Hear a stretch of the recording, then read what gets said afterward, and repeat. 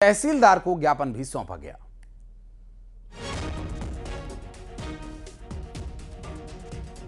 गरियाबंद में किसानों का जोरदार प्रदर्शन देखने को मिला। आपको बता दें कि खाद की किल्लत पर गुस्सा फूटा और अब ये फूटा हुआ गुस्सा कब तक फूटता रहेगा देखने की बात होगी। गरियाबंद से खाद की किल्लत को लेकर क्या कुछ स्थिति है, बात करेंगे। शेख इमरान हमारे सहयोगी इस वक्त हमारे साथ जुड़े हैं। इमरान, क्या है अभी स्थिति?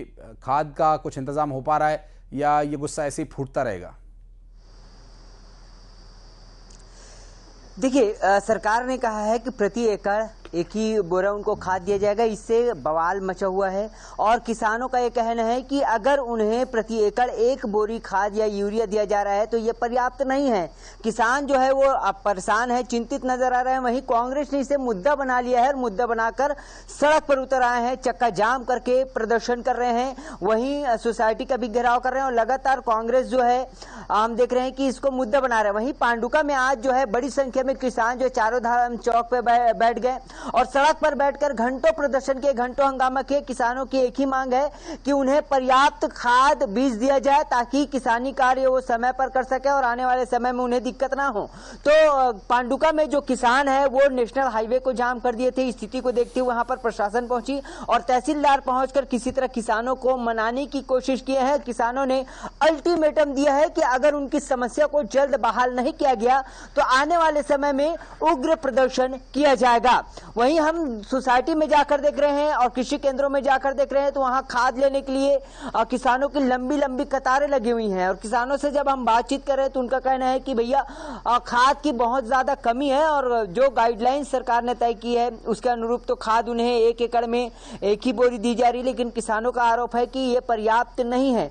ऐसे में उन्हें सबसे ज्यादा दिक्कत हो सकती है, सबसे ज्यादा परेशानी हो सकती है और कांग्रेस को एक नया बड़ा मुद्दा मिल गया है सरकार को घेरने के लिए।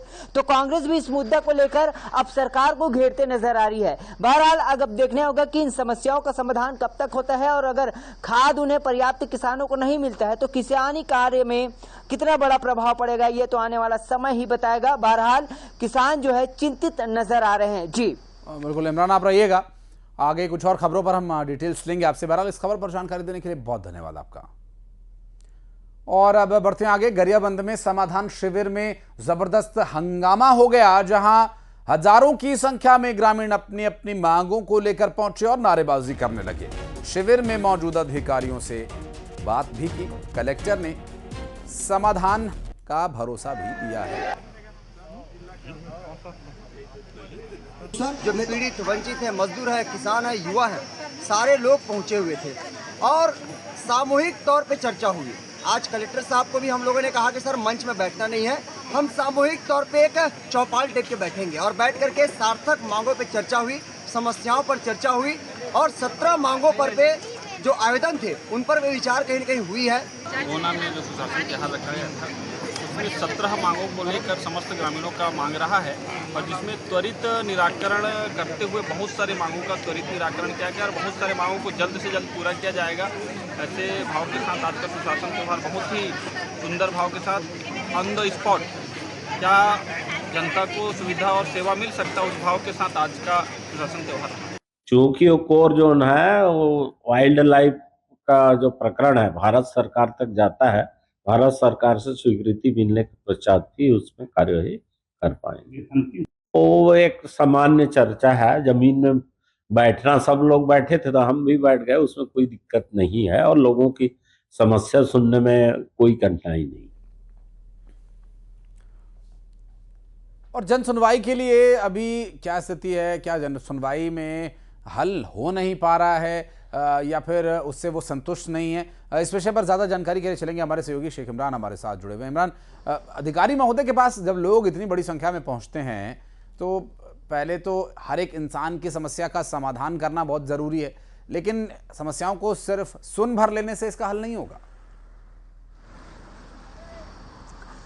जी बिल्कुल, सुन भर लेने से हल नहीं होगा और यही बात रही जब गरियाबंद के गोना में सुशासन तिहार के मौके पर समाधान शिविर लगाया गया तो वहां 14 गांव के से हजारों की संख्या में ग्रामीण पहुंचे। चूंकि ग्रामीणों का यह कहना है कि आज भी बिजली, पानी और ऐसी कई मूलभूत सुविधाएं हैं, समस्याएं हैं जिनको लेकर वो जूझ रहे हैं और इसी बात को लेकर उन्होंने वहां पर प्रदर्शन किया। और ग्रामीणों ने साफ तौर पर कहा कि सुशासन तिहार के तहत जो जन समस्या निवारण शिविर लगाया गया है, मंच पर कोई बात नहीं होगी, जो बात होगी जमीन पर बैठकर ही किया जाएगा। तो गरियाबंद के कलेक्टर भगवान सिंह उइके जमीन पर बैठकर ग्रामीणों की समस्या सुनी और यहां पर सार्थक पहल की बात की गई। घंटों चर्चा करने के बाद इस बात पर सहमति बनी कि जो समस्याएं हैं उसे दूर किया जाएगा। लेकिन कलेक्टर का ये कहना है कि जो एरिया है राजा पड़ाव एरिया, ये कोर क्षेत्र है, यहाँ फॉरेस्ट इलाका है, तो ऐसे में जो काम है उनमें कुछ दिक्कतें आती हैं। लेकिन समस्याओं के समाधान के लिए उन्होंने आगे सरकार से बात रखने की बात कही है। लेकिन वहां पर जो जनप्रतिनिधि हैं और जो ग्रामीण हैं वो कह रहे हैं कि आने वाले कई समय तक वो इसी तरह मांग करते आए, लेकिन उनकी मांगों को अनसुना कर दिया जाता है, कोई समस्याओं का हल नहीं ढूंढा जाता है। नतीजा या तो ग्रामीणों को चक्का जाम करना पड़ता है या फिर सड़क पर उतरकर आंदोलन करना पड़ता है। तब भी उनकी मूलभूत सुविधाएं, सड़क, बिजली, पानी, इन समस्याओं को अब तक दूर नहीं किया गया है। कई स्कूलों का भवन नहीं बनाया गया है, पुल पुलिया अधूरे पड़े हुए हैं।